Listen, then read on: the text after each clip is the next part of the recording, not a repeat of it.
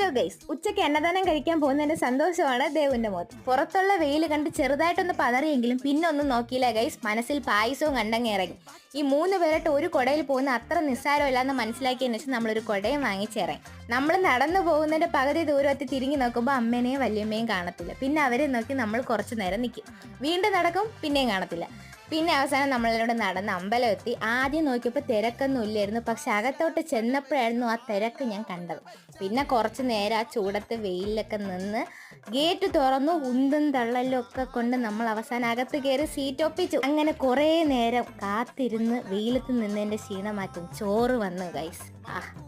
അങ്ങനെ ചോറ് വന്നു, പരിപ്പ് വന്നു. ചോറും പരിപ്പൊക്കും പപ്പടവും ഒക്കെ വെച്ച് കുഴച്ചങ്ങ് കഴിച്ചു. പിന്നെ സാമ്പാർ വന്നു. അത് കഴിഞ്ഞിട്ട് പുളിശ്ശേരി വന്നു ഗൈസ്. ഞാൻ പുളിശ്ശേരി കഴിക്കത്തില്ല, ദേവ് കഴിക്കും. പിന്നെ കാത്തിരുന്ന പായസം വന്നു. പക്ഷെ സേമിയായിരുന്നു ഞാൻ വിചാരിച്ചു. കുഴപ്പമില്ല. അപ്പോൾ ഇന്നത്തേക്ക് ഇത്രയേ ഉള്ളൂ. ബൈ.